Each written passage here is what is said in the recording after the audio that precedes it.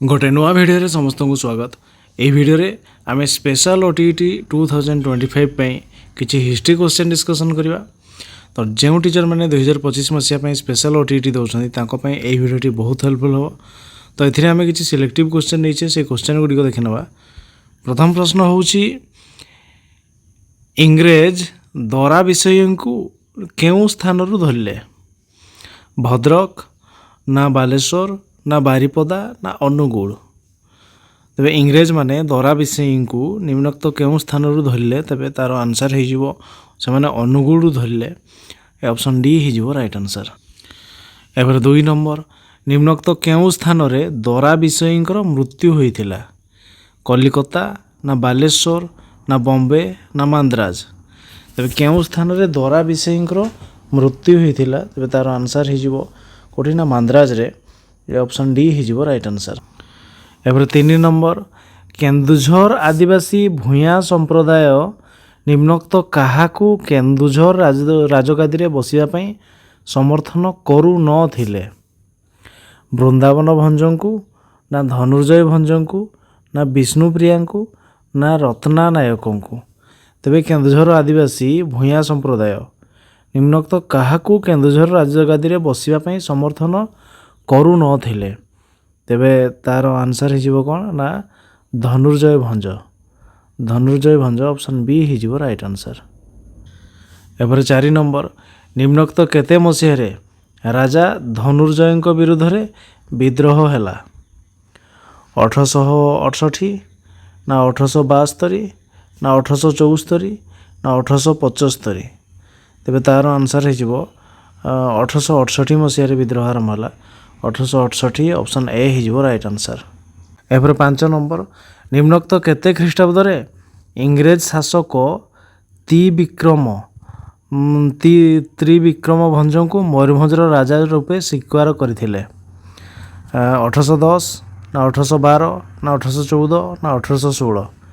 तेबे केते ख्रीष्टाब्द रे इंग्रेज शासक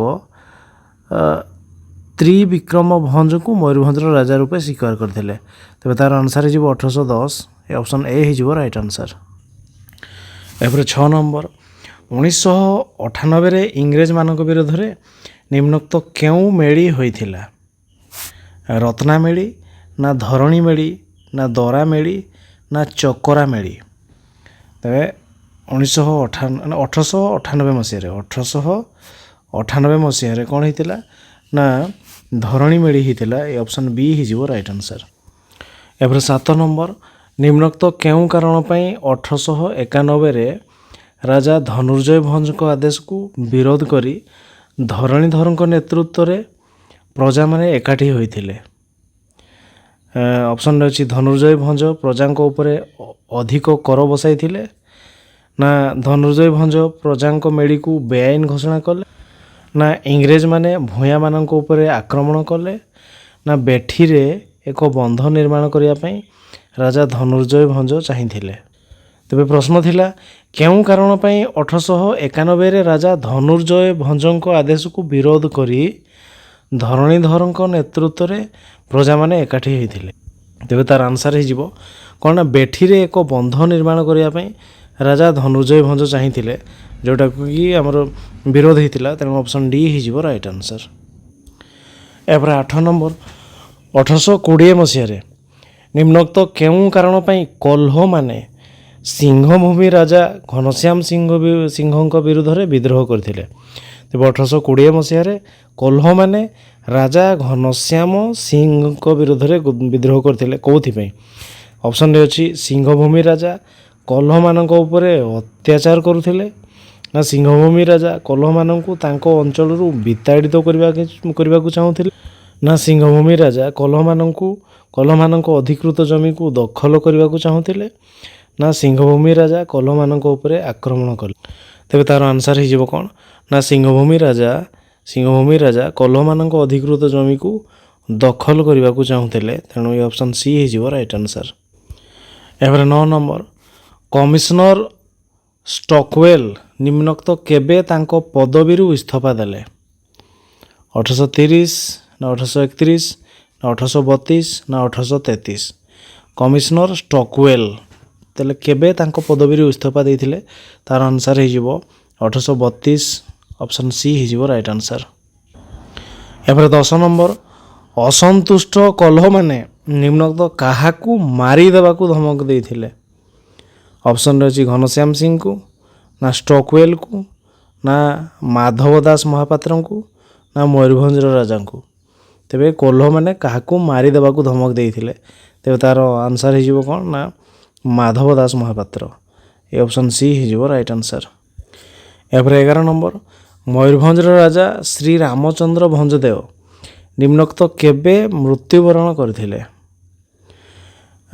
1912 ଫେବୃଆରୀ 22ରେ, ନା 1913 ଜାନୁଆରୀ 28ରେ, ନା 1915 ଜାନୁଆରୀ 30ରେ, ନା 1915 ମାର୍ଚ୍ଚ 27ରେ। ତେବେ ମୟୂରଭଞ୍ଜର ରାଜା ଶ୍ରୀ ରାମଚନ୍ଦ୍ର ଭଞ୍ଜଦେଓ ରାମଚନ୍ଦ୍ର ଭଞ୍ଜଦେଓ ତେବେ କେବେ ମୃତ୍ୟୁବରଣ କରିଥିଲେ? ତ ତା'ର ଆନ୍ସର୍ ହେଇଯିବ 1912 ଫେବୃଆରୀ 22। 1912 ଫେବୃଆରୀ 22 ଅପସନ୍ ଏ ହେଇଯିବ ରାଇଟ୍ ଆନ୍ସର୍।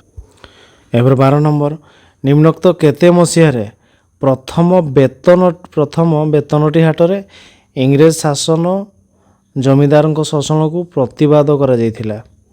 ବେତନଟି ହାଟରେ ତେବେ କେବେ 1914, ନା 1915, ନା 1916, ନା 1917? ତେବେ ତା'ର ଆନ୍ସର୍ ହେଇଯିବ କେବେ ନା 1917। ଏ ଅପସନ୍ ଡି ହେଇଯିବ right answer. ଏପରେ 13 number Mangal Pandey ନିମ୍ନୋକ୍ତ କେଉଁ କାରଣରୁ ମୃତ୍ୟୁଦଣ୍ଡରେ ଦଣ୍ଡିତ ହୋଇଥିଲେ?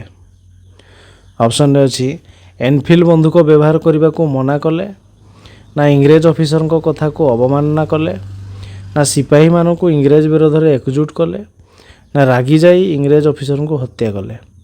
ତେବେ ମଙ୍ଗଳ ପାଣ୍ଡେକୁ କେଉଁଥିପାଇଁ ମୃତ୍ୟୁଦଣ୍ଡରେ ଦଣ୍ଡିତ କରାଯାଇଥିଲା? ତା'ର ଆନ୍ସର୍ ହେଇଯିବ କ'ଣ ନା ସେ ରାଗି ଯାଇ ଇଂରେଜ ଅଫିସରଙ୍କୁ ହତ୍ୟା କଲେ। ଏ ଅପସନ୍ ଡି ହେଇଯିବ ରାଇଟ୍ ଆନ୍ସର୍। ଏପରେ 14 ସିପାହୀ ବିଦ୍ରୋହ ବେଳେ କାନପୁରରେ କିଏ ନେତୃତ୍ୱ ନେଇଥିଲେ? ଅପସନ୍ରେ ଅଛି କନୱର ସିଂ, ନା ଘନଶ୍ୟାମ ସିଂ, ନା ନୟନ ସିଂ, ନା ନାନା ସାହେବ? ତେବେ ସିପାହୀ ବିଦ୍ରୋହ ବେଳେ କାନପୁରରେ କିଏ ନେତୃତ୍ୱ ନେଇଥିଲେ? ତେବେ ଏହାର ଆନ୍ସର୍ ହେଇଯିବ କ'ଣ ନା ନାନା ସାହେବ ନେଇଥିଲେ। ତେବେ ସିପାହୀ ବିଦ୍ରୋହ ବେଳେ କାନପୁରରେ ନେତୃତ୍ୱ ନେଇଥିଲେ କିଏ? ନା ନାନା ସାହେବ। ଏ ଅପସନ୍ ଡି ହେଇଯିବ ରାଇଟ୍ ଆନ୍ସର୍। ଏପରେ 15 ନମ୍ବର 1856 ମସିହାରେ ସିପାହୀ ବିଦ୍ରୋହ ବେଳେ ଭାରତର ଗଭର୍ଣ୍ଣର ଜେନେରାଲ କିଏ ଥିଲେ? ଅପସନ୍ରେ ଅଛି ଲର୍ଡ଼ କର୍ଣ୍ଣୱାଲିସ୍, ନା ଡେଲହାଉସି, ନା ଥମାସ ୱିଲ୍କିନ୍ସନ୍, ନା ଲର୍ଡ଼ କ୍ୟାନିଂ? ତେବେ ତାହାର ଆନ୍ସର୍ ହେଇଯିବ ସିପାହୀ ବିଦ୍ରୋହ ସମୟରେ ଲର୍ଡ଼ କ୍ୟାନିଂ ଗଭର୍ଣ୍ଣର ଜେନେରାଲ ଥିଲେ। ଏ ଅପସନ୍ ଡି ହେଇଯିବ ରାଇଟ୍ ଆନ୍ସର୍। ଏହାପରେ 16 ନମ୍ବର ନିମ୍ନୋକ୍ତ କେଉଁ ପ୍ରଶାସକ ଖୋର୍ଦ୍ଧା ରାଜାଙ୍କୁ କବଳିତ କରିବାକୁ କୂଟନୀତି ଅବଲମ୍ବନ କରି ନାନା ପ୍ରକାର ପ୍ରଲୋଭନ ଦେଖାଇଥିଲେ? ଅପସନ୍ରେ ଅଛି ୱିଲ୍କିନ୍ସ, ନା ଷ୍ଟକୱେଲ, ନା ହାରକୋଟ୍, ନା ଫ୍ଲେଚର? କେଉଁ ପ୍ରଶାସକ ଖୋର୍ଦ୍ଧା ରାଜାଙ୍କୁ କବଳିତ କରିବାକୁ କୂଟନୀତି ଅବଲମ୍ବନ କରି ନାନା ପ୍ରକାର ପ୍ରଲୋଭନ ଦେଖାଇଥିଲେ? ତେବେ ତା'ର ଆନ୍ସର୍ ହେଇଯିବ କିଏ ନା ହାରକୋଟ୍। ଅପସନ୍ ସି ହେଇଯିବ ରାଇଟ୍ ଆନ୍ସର୍। ଏପରେ 17 ନମ୍ବର ପାଇକ ସେନାଙ୍କ ସାହାଯ୍ୟରେ 1804 ଅକ୍ଟୋବର ମାସରେ ନିମ୍ନୋକ୍ତ କେଉଁ ସ୍ଥାନରେ ମରହଟ୍ଟାମାନଙ୍କ ସାହାଯ୍ୟ ନେଇ ଖୋର୍ଦ୍ଧା ରାଜା ଇଂରେଜମାନଙ୍କୁ ଆକ୍ରମଣ କରିଥିଲେ? ହାଇଡ୍ରା, ନା ପିପିଲି, ନା ଗୋପ, ନା ଖୋର୍ଦ୍ଧା? ତେବେ ଏହାର ଆନ୍ସର୍ ହେଇଯିବ କ'ଣ ନା ପିପିଲି। ଅପସନ୍ ବି ହେଇଯିବ ରାଇଟ୍ ଆନ୍ସର୍। 18 ନମ୍ବର ଇଂରେଜମାନେ ଓଡ଼ିଶା ଅଧିକାର କଲା ପରେ ସରକାରୀ ଆଇନ ଓ ନୀତି ନିୟମ କେଉଁ ଭାଷାରେ ଅନୁଦିତ ହୋଇଥିଲା? ଇଂରେଜମାନେ ଓଡ଼ିଶା ଅଧିକାର କଲାବେଳେ ସରକାରୀ ଆଇନ ଆଉ ନୀତି ନିୟମ କେଉଁ ଭାଷାରେ ଅନୁଦିତ ହୋଇଥିଲା? ଅପସନ୍ ଅଛି ଓଡ଼ିଆ ସଂସ୍କୃତ, ନା ବଙ୍ଗଳା ଓଡ଼ିଆ, ନା ବଙ୍ଗଳା ଓ ଫାର୍ସି, ନା ବଙ୍ଗଳା ଏବଂ ହିନ୍ଦୀ? ତେବେ ତା'ର ଆନ୍ସର୍ ହେଇଯିବ କ'ଣ ନା ବଙ୍ଗଳା ଓ ଫାର୍ସି। ଏ ଅପସନ୍ ସି ହେଇଯିବ right answer. 19 number Bakshi Jagabandhu ଇଂରେଜମାନଙ୍କ ଉପରେ ନିମ୍ନୋକ୍ତ କେଉଁଟି ପାଇଁ କ୍ଷୁବ୍ଧ ହୋଇଥିଲେ? ବଙ୍ଗଳା ଅଫିସରମାନଙ୍କର ଚକ୍ରାନ୍ତ ପାଇଁ, ନା ଠିକ୍ ସମୟରେ ଖଜଣା ଅସୁଲ ନ କରିବାରୁ, ନା ଇଂରେଜମାନଙ୍କୁ ବିରୋଧ କରିବାରୁ, ନା ସେ ଇଂରେଜମାନଙ୍କ ଠାରୁ ପାଇଥିବା ଚଡ଼ଙ୍ଗମଣ୍ଡଳର ଜାଗିରି ହରାଇଥିବାରୁ? ତେବେ ଏହାର ଆନ୍ସର୍ ହେଇଯିବ କ'ଣ ନା ବକ୍ସି ଜଗବନ୍ଧୁ ଇଂରେଜମାନଙ୍କ ଉପରେ କ୍ଷୁବ୍ଧ ହୋଇଥିଲେ କେଉଁଥିପାଇଁ ନା ସେ ଇଂରେଜମାନଙ୍କ ଠାରୁ ପାଇଥିବା ଚଡ଼ଙ୍ଗ ମଣ୍ଡଳର ଜାଗିରି ହରାଇବାରୁ ସେ କ୍ଷୁବ୍ଧ ହୋଇଥିଲେ। ଅପସନ୍ ଡି ହେଇଯିବ ରାଇଟ୍ ଆନ୍ସର୍। ଏପରେ 20 ନମ୍ବର ବିଦ୍ରୋହୀ ପାଇକମାନେ ପ୍ରଥମେ କେଉଁ କାର୍ଯ୍ୟ କରିଥିଲେ? ଅପସନ୍ରେ ଅଛି ବିଦ୍ରୋହୀମାନେ ଖଜଣାଖାନା ଲୁଟ୍ କଲେ, ନା ବାଣପୁର ଥାନା ଆକ୍ରମଣ କଲେ, ନା ଇଂରେଜମାନଙ୍କୁ ଖଣି ଜଙ୍ଗଲରେ ଲୁଚି ରହି ଆକ୍ରମଣ କଲେ, ନା ଦ୍ୱିତୀୟ ମୁକୁନ୍ଦ ଦେବଙ୍କୁ ଖୋର୍ଦ୍ଧା ରାଜା ରୂପେ ଘୋଷଣା କଲେ। ତେବେ ବିଦ୍ରୋହୀ ପାଇକ ବିଦ୍ରୋହ କଥା କହୁଛି, ବିଦ୍ରୋହୀ ପାଇକମାନେ ତାହେଲେ ପ୍ରଥମେ କ'ଣ କଲେ? ତେବେ ତା'ର ଆନ୍ସର୍ ହେଇଯିବ ସେମାନେ ବାଣପୁର ଥାନା ଆକ୍ରମଣ କରିଥିଲେ ପ୍ରଥମେ। ଏ ଅପସନ୍ ବି ହେଇଯିବ ରାଇଟ୍ ଆନ୍ସର୍। ଏପରେ 21 ନମ୍ବର ଇଂରେଜ ବକ୍ସି ଜଗବନ୍ଧୁଙ୍କ ସମ୍ପତ୍ତିକୁ ନିମ୍ନୋକ୍ତ କେବେ ବାଜ୍ୟାପ୍ତ କରିଦେଲେ? ଅପସନ୍ରେ ଅଛି 1815, ନା 1823, ନା 1827, ନା 1829। ତେବେ ଇଂରେଜ ବକ୍ସି ଜଗବନ୍ଧୁଙ୍କ ସମ୍ପତ୍ତିକୁ କେବେ ବାଜ୍ୟାପ୍ତ କଲେ? ତେବେ ତା'ର ଆନ୍ସର୍ ହେଇଯିବ କେବେ ନା 1823। ଅପସନ୍ ବି ହେଇଯିବ ରାଇଟ୍ ଆନ୍ସର୍। ଏବେ 23 ନମ୍ବର ବକ୍ସି ଜଗବନ୍ଧୁ କେବେ ଇଂରେଜମାନଙ୍କ ନିକଟରେ ଆତ୍ମସମର୍ପଣ କରିଥିଲେ? ଅପସନ୍ରେ ଅଛି 1821, ନା 1823, ନା 1825, ନା 1827। ତେବେ ତା'ର ଆନ୍ସର୍ ହେଇଯିବ 1825 ମସିହାରେ ସେ ଆତ୍ମସମର୍ପଣ କଲେ। Option C right answer. 23 number Bakshi Jagabandhu ନିମ୍ନୋକ୍ତ କେବେ ମୃତ୍ୟୁବରଣ କରିଥିଲେ? ଅପସନ୍ରେ ଅଛି 1829 ଜାନୁଆରୀ 14, ନା 1829 ମାର୍ଚ୍ଚ 28, ନା 1832 ଫେବୃଆରୀ 12, ନା 1834 ଏପ୍ରିଲ 15। ବକ୍ସି ଜଗବନ୍ଧୁ କେବେ ମୃତ୍ୟୁବରଣ କରିଥିଲେ? ତେବେ ତା'ର ଆନ୍ସର୍ ହେଇଯିବ 1829 ଜାନୁଆରୀ 14। 1829 ଜାନୁଆରୀ 14 option A right answer. 24 number Dora ବିଷୟୀଙ୍କ ନେତୃତ୍ୱରେ ହୋଇଥିବା କନ୍ଧ ବିଦ୍ରୋହରେ କେତେଜଣ ଇଂରେଜ ସେନାପତି ନିହତ ହୋଇଥିଲେ ମରିଥିଲେ? ଜଣେ, ନା 2 ଜଣ, ନା 3 ଜଣ, ନା 4 ଜଣ? ଦରା ବିଷୟୀଙ୍କ ନେତୃତ୍ୱରେ ଯେଉଁ କନ୍ଧ ବିଦ୍ରୋହ ହୋଇଥିଲା ସେଠାରେ କେତେଜଣ ଇଂରେଜ ସେନାପତି ମୃତ୍ୟୁବରଣ କରିଥିଲେ? ତେବେ ତା'ର ଆନ୍ସର୍ ହେଇଯିବ 2 ଜଣ। ଅପସନ୍ ବି ହେଇଯିବ ରାଇଟ୍ ଆନ୍ସର୍। 25 ନମ୍ବର କନ୍ଧମାନେ ପୁନର୍ବାର ନିମ୍ନୋକ୍ତ କେଉଁ ମସିହାରେ ବିଦ୍ରୋହ କଲେ? 1823, 1838, ନା 1842, ନା 1846, ନା 1852? କନ୍ଧମାନେ ପୁନର୍ବାର କେବେ ବିଦ୍ରୋହ କଲେ? ତେବେ ଏହାର ଆନ୍ସର୍ ହେଇଯିବ କେବେ ନା 1848 ମସିହାରେ। ଅପସନ୍ ସି ହେଇଯିବ ରାଇଟ୍ ଆନ୍ସର୍। ଏହାପରେ 26 ନମ୍ବର ନିମ୍ନୋକ୍ତ କିଏ ଚକରା ବିଷୟୀଙ୍କୁ ଧରାଇ ଦେବା ବିନିମୟରେ 3000 ଟଙ୍କା ପୁରସ୍କାର ଘୋଷଣା କରିଥିଲେ? ଲର୍ଡ଼ ଡେଲହାଉସି, ନା ଲର୍ଡ଼ ୱିଲିୟମ୍ ବେଣ୍ଟିକ୍, ନା ୱାରେନ୍ ହେଷ୍ଟିଙ୍ଗସ୍, ନା ଲର୍ଡ଼ କ୍ୟାନିଂ? ତେବେ ତା'ର ଆନ୍ସର୍ ହେଇଯିବ କିଏ ନା ଲର୍ଡ଼ ଡେଲହାଉସି। ତେବେ 3000 ଟଙ୍କା ପୁରସ୍କାର ଘୋଷଣା କରିଥିଲେ କିଏ ଚକରା ବିଷୟୀଙ୍କୁ ଧରିବା ପାଇଁ? Lord Dalhousie. ଅପସନ୍ ଏ ହେଇଯିବ right answer. 27 number Chakra Bisoi ନିମ୍ନୋକ୍ତ କେଉଁ ରାଜାଙ୍କର ଆଶ୍ରୟ ନେଇଥିବାର ଇଂରେଜ ଶାସକ ଜାଣିପାରିଥିଲେ? ଚକରା ବିଷୟୀ ତେବେ କେଉଁ ରାଜାଙ୍କ ପାଖରେ ଆଶ୍ରୟ ନେଇଥିଲେ? ପାଟଣାଗଡ଼ ରାଜା, ନା ଢେଙ୍କାନାଳ ରାଜା, ନା ନୀଳଗିରି ରାଜା, ନା ସୋନପୁର ରାଜା? ତେବେ ତା'ର ଆନ୍ସର୍ ହେଇଯିବ କ'ଣ ନା ସୋନପୁର ରାଜା। ସେ ସୋନପୁର ରାଜାଙ୍କ ଠାରେ ଚକରା ବିଷୟୀ ଆଶ୍ରୟ ନେଇଥିବା କଥା ଇଂରେଜମାନେ ଜାଣିପାରିଥିଲେ। Sonepur. Option D right answer.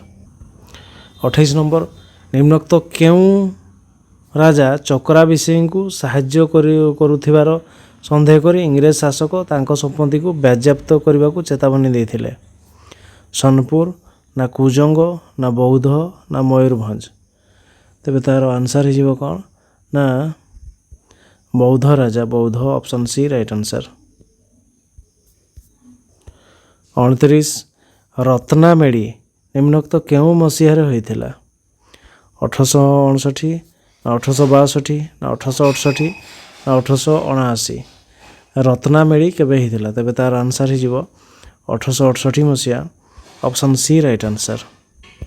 30 number commissioner Ravenshaw ନିମ୍ନୋକ୍ତ କାହାକୁ କେନ୍ଦୁଝର ରାଜଗାଦିରେ ବସାଇବାକୁ ସାହାଯ୍ୟ କରିଥିଲେ? ଗଦାଧର ଭଞ୍ଜ, ନା ବୃନ୍ଦାବନ ଭଞ୍ଜ, ନା ବିଷ୍ଣୁପ୍ରିୟା, ନା ଧନଞ୍ଜୟ ଭଞ୍ଜ? ତେବେ କମିଶନର ରେଭେନ୍ସା କାହାକୁ କେନ୍ଦୁଝର ରାଜଗାଦିରେ ବସାଇବାକୁ ସାହାଯ୍ୟ କରିଥିଲେ? ତେବେ ତାହାର ଆନ୍ସର୍ ହେଇଯିବ କ'ଣ ନା ଧନଞ୍ଜୟ ଭଞ୍ଜକୁ। ଏ option D right answer. 31 number, ନିମ୍ନୋକ୍ତ କିଏ ଇଂରେଜମାନଙ୍କ ଦ୍ୱାରା ବନ୍ଦୀ ହୋଇ ମାଣ୍ଡାଲ ଜେଲରେ ବନ୍ଦୀ ହୋଇ ରହିଲେ? ଅପସନ୍ରେ ଅଛି ତାନ୍ତିଆ ଟୋପେ, ନା କନୱାର ସିଂ, ନା ଦ୍ୱିତୀୟ ବାହାଦୁର ଶାହ ଜାଫର, ନାନା ସାହେବ। ତେବେ କିଏ ମାଣ୍ଡଲା ଜେଲରେ ଯେତେବେଳେ ବନ୍ଦୀ ହୋଇକି ରହିଥିଲେ, ତେବେ ତା'ର ଆନ୍ସର୍ ହେଇଯିବ କ'ଣ ନା ଦ୍ୱିତୀୟ ବାହାଦୁର ଶାହ ଜାଫର। ଏ ଅପସନ୍ ସି ହେଇଯିବ ରାଇଟ୍ ଆନ୍ସର୍। ଏହାପରେ 32 ନମ୍ବର, ବୀର ସୁରେନ୍ଦ୍ର ସାଏ ନିମ୍ନୋକ୍ତ କେବେ ଜନ୍ମଗ୍ରହଣ କରିଥିଲେ? 1804 ମସିହା, ନା 1805, ନା 1807, ନା 1809? ବୀର ସୁରେନ୍ଦ୍ର ସାଏ କେବେ ଜନ୍ମଗ୍ରହଣ କରିଥିଲେ? ତେବେ ତା'ର ଆନ୍ସର୍ ହେଇଯିବ 1809, ଅପସନ୍ ଡି ରାଇଟ୍ ଆନ୍ସର୍। ଏହାପରେ 33 ନମ୍ବର, ମହାରାଜା ସାଏଙ୍କ ମୃତ୍ୟୁ କେବେ ହୋଇଥିଲା? 1827, ନା 1832, ନା 1834, ନା 1835? ମହାରାଜା ସାଏ ତାଙ୍କର ମୃତ୍ୟୁ କେବେ ହେଇଥିଲା? ତେବେ ତା'ର ଆନ୍ସର୍ ହେଇଯିବ କ'ଣ ନା 1827 ମସିହାରେ। ଅପସନ୍ ଏ ହେଇଯିବ ରାଇଟ୍ ଆନ୍ସର୍। 34 ନମ୍ବର, ଇଂରେଜ ସରକାର ନାରାୟଣ ସିଂଙ୍କ ନିମ୍ନୋକ୍ତ କେତେ ମସିହାରେ ରାଜସିଂହାସନ ବସାଇଲେ? ଇଂରେଜ ସରକାର ନାରାୟଣ ସିଂଙ୍କୁ କେବେ ରାଜସିଂହାସନରେ ବସାଇଲେ? 1837ରେ, ନା 1838, ନା 1839, ନା 1840? ତେବେ ତା'ର ଆନ୍ସର୍ ହେଇଯିବ କ'ଣ ନା 1837ରେ ନାରାୟଣ ସିଂଙ୍କୁ ରାଜସିଂହାସନରେ ବସାଇଲେ। ଅପସନ୍ ଏ ହେଇଯିବ ରାଇଟ୍ ଆନ୍ସର୍। 35 ନମ୍ବର, 1840ରେ ସୁରେନ୍ଦ୍ର ସାଏଙ୍କୁ ବନ୍ଦୀ କରି ନିମ୍ନୋକ୍ତ କେଉଁ ଜେଲରେ ରଖାଯାଇଥିଲା? ସମ୍ବଲପୁର ଜେଲ୍, ନା ବ୍ରହ୍ମପୁର ଜେଲ୍, ନା ପୁରୀ ଜେଲ୍, ନା ହଜାରିବାଗ ଜେଲ୍? ତେବେ ତା'ର ଆନ୍ସର୍ ହେଇଯିବ କ'ଣ ନା ହଜାରିବାଗ ଜେଲରେ 1840 ମସିହାରେ ସୁରେନ୍ଦ୍ର ସାଏଙ୍କୁ ବନ୍ଦୀ କରିକି ଜେଲରେ ରଖାଯାଇଥିଲା। ହଜାରିବାଗ ଜେଲ୍। ଅପସନ୍ ଡି ହେଇଯିବ ରାଇଟ୍ ଆନ୍ସର୍। 36 ନମ୍ବର, କାହାର ନେତୃତ୍ୱରେ କଟକ ସମ୍ବଲପୁର ରାଜରାସ୍ତାରେ ଥିବା ବଟ ଘାଟିଠାରେ ବିଦ୍ରୋହୀମାନେ ଅବସ୍ଥାପିତ ହୋଇଥିଲେ? କଟକ ସମ୍ବଲପୁର ରାଜରାସ୍ତାରେ ଥିବା ବଟ ଘାଟିଠାରେ ବିଦ୍ରୋହୀମାନେ ଅବସ୍ଥାପିତ ହୋଇଥିଲେ କାହା ନେତୃତ୍ୱରେ? ଉଦନ୍ତ ସାଏଙ୍କ ନେତୃତ୍ୱରେ, ନା ଲଇସିଂହା ଜମିଦାରଙ୍କ ନେତୃତ୍ୱରେ, ନା ଘେଁସ ଜମିଦାରଙ୍କ ନେତୃତ୍ୱରେ, ନା ମିତ୍ରଭାନୁଙ୍କ ନେତୃତ୍ୱରେ? ତେବେ ତା'ର ଆନ୍ସର୍ ହେଇଯିବ କ'ଣ ନା ସେମାନେ ଲଇସିଂହା ଜମିଦାରଙ୍କ ନେତୃତ୍ୱରେ ତାହେଲେ ଅବସ୍ଥାପିତ ହୋଇଥିଲେ। Option B right answer. 37 Sambalpur ବିଦ୍ରୋହ ଦମନ ପାଇଁ ନିମ୍ନୋକ୍ତ କିଏ ଅଶ୍ୱାରୋହୀ ସୈନ୍ୟ ସହ ସମ୍ବଲପୁରଠାରେ ପହଞ୍ଚିଥିଲେ? କର୍ଣ୍ଣେଲ ଫରେଷ୍ଟର, ନା ମେଜର ଇମ୍ପେ, ନା କ୍ୟାମ୍ବରଲେନ୍, ନା ଇ.ଜି. ଉଡ୍? ତେବେ ସମ୍ବଲପୁର ବିଦ୍ରୋହ ଦମନ କରିବା ପାଇଁ କିଏ ଅଶ୍ୱାରୋହୀ ସୈନ୍ୟ ସହ ସମ୍ବଲପୁର ଆସିକି ପହଞ୍ଚିଥିଲେ? ତେବେ ତା'ର ଆନ୍ସର୍ ହେଇଯିବ କିଏ ନା E G. Wood. Option D right answer. ଏହାପରେ 38 ନମ୍ବର, ନିମ୍ନୋକ୍ତ କେବେ ସୁରେନ୍ଦ୍ର ସାଏ ବନ୍ଦୀ ହେଲେ? 1864 ମସିହା ଜାନୁଆରୀ 23, ନା 1865 ମସିହା ଫେବୃଆରୀ 20, ନା 1863 ମସିହା ମାର୍ଚ୍ଚ 29, ନା 1863 ମସିହା ସେପ୍ଟେମ୍ବର 24? ସୁରେନ୍ଦ୍ର ସାଏ ବନ୍ଦୀ ହେଇଥିଲେ ତାହେଲେ କେବେ? ତାହା ହେଇଯିବ 1864 ମସିହାର ଜାନୁଆରୀ 23। 1864 ମସିହା ଜାନୁଆରୀ 23। Option A right answer. 39 ବୀର ସୁରେନ୍ଦ୍ର ସାଏ କେବେ ପ୍ରାଣତ୍ୟାଗ କଲେ? ଅପସନ୍ରେ ଅଛି 1883 ମସିହା ଜାନୁଆରୀ 12, ନା 1883 ମସିହା ମାର୍ଚ୍ଚ 24, ନା 1884 ମସିହା ଜାନୁଆରୀ 28, ନା 1884 ମସିହା ଫେବୃଆରୀ 28? ତେବେ ତା'ର ଆନ୍ସର୍ ହେଇଯିବ 1884 ମସିହା ଫେବୃଆରୀ 28 ତାରିଖ ଦିନ ବୀର ସୁରେନ୍ଦ୍ର ସାଏ ମୃତ୍ୟୁବରଣ କରିଥିଲେ। 1884 ଫେବୃଆରୀ 28। Option D right answer. ଏହାପରେ 40 ନମ୍ବର, ଦରା ବିଷୋଇ ନିମ୍ନୋକ୍ତ କେଉଁ ସମ୍ପ୍ରଦାୟର ନେତା ଥିଲେ? ମୁଣ୍ଡା, ନା କଲ୍ହ, ନା କନ୍ଧ, ନା ଜୁଆଙ୍ଗ? ଦରା ବିଷୋଇ ଥିଲେ କ'ଣ ନା ସେ ଥିଲେ କନ୍ଧ ବିଦ୍ରୋହ ନେତା, ସେ କନ୍ଧ ସମ୍ପ୍ରଦାୟର। Option C right answer. 41 number, 1825 ଖ୍ରୀଷ୍ଟାବ୍ଦରେ ବକ୍ସି ଜଗବନ୍ଧୁ ବିଦ୍ୟାଧର ନିମ୍ନୋକ୍ତ କେଉଁ ସ୍ଥାନରେ ଆତ୍ମସମର୍ପଣ କରିଥିଲେ? 1825 ଖ୍ରୀଷ୍ଟାବ୍ଦରେ ତାହେଲେ ବକ୍ସି ଜଗବନ୍ଧୁ ବିଦ୍ୟାଧର ଆତ୍ମସମର୍ପଣ କରିଥିଲେ। ତାହେଲେ କେଉଁଠି କରିଥିଲେ? ପିପିଲି ଠାରେ, ନା ଖୋର୍ଦ୍ଧା ଠାରେ, ନା ଉଦୟପୁର ଠାରେ, ନା କଟକ ଠାରେ? ତେବେ ତା'ର ଆନ୍ସର୍ ହେଇଯିବ ସେ କଟକ ଠାରେ ଆତ୍ମସମର୍ପଣ କରିଥିଲେ। Option D right answer. ଏହାପରେ 42 ନିମ୍ନୋକ୍ତ ମଧ୍ୟରୁ କିଏ ପେଶୱା ଦ୍ୱିତୀୟ ବାଜିରାଓଙ୍କ ପୋଷ୍ୟପୁତ୍ର ଥିଲେ? ନାନା ସାହେବ, ନା ତାନ୍ତିଆ ଟୋପେ, ନା ରାଓ ସାହେବ, ନା କନୱାର ସିଂ। ତେବେ ପେଶୱା ଦ୍ୱିତୀୟ ବାଜିରାଓଙ୍କ ପୋଷ୍ୟ ପୁତ୍ର ତାହେଲେ କିଏ ଥିଲେ ନା ସେ ଥିଲେ ନାନା ସାହେବ ଅପସନ୍ ଏ ହେଇଯିବ ରାଇଟ୍ ଆନ୍ସର୍। ଏପରେ 43 ମାଧୋ ସିଂ ନିମ୍ନୋକ୍ତ କେଉଁ ଘାଟି ଜଗିବା ପାଇଁ ଅବସ୍ଥାପିତ ହୋଇଥିଲେ? ମାଧୋ ସିଂ ଝାରସୁଗୁଡ଼ା ଘାଟି ନା ବଡ଼ପାଟି ଘାଟି ନା ସିଙ୍ଗଡ଼ା ଘାଟି ନା ଟେନ୍sadha ଘାଟି। ତେବେ ମାଧୋ ସିଂ କେଉଁ ଘାଟି ଜଗିବା ପାଇଁ ଅବସ୍ଥାପିତ ହୋଇଥିଲେ? ତେବେ ତା'ର ଆନ୍ସର୍ ହେଇଯିବ କ'ଣ ନା ସେ ସିଙ୍ଗଡ଼ା ଘାଟି ଜଗିବା ପାଇଁ ଜଗିଥିଲେ। ତେବେ ଏ ମାଧୋ ସିଂଙ୍କ ନାମ ଅନୁସାରେ ଏବେ ମାଧୋ ସିଂ ହାତ ଖର୍ଚ୍ଚ ଯୋଜନା ଚାଲିଛି ଆମର ହାଇସ୍କୁଲ ଲେବୁଲର ପିଲାମାନଙ୍କୁ ଯୋଗାଇ ଦିଆହେଉଛି ତାଙ୍କର ଷ୍ଟାଇପେଣ୍ଡ ଆକାରରେ। ଏ ଅପସନ୍ ସି ସିଙ୍ଗଡ଼ା ଘାଟି ହେଇଯିବ ରାଇଟ୍ ଆନ୍ସର୍। 44 ଇଂଲଣ୍ଡର ରାଣୀ ଭିକ୍ଟୋରିଆ ଭାରତ ଶାସନ କ୍ଷମତା ହାତକୁ ନେଲେ ବୋଲି ନିମ୍ନୋକ୍ତ କେଉଁ ସ୍ଥାନରେ ଏକ ଘୋଷଣାପତ୍ର ପାଠ କଲେ?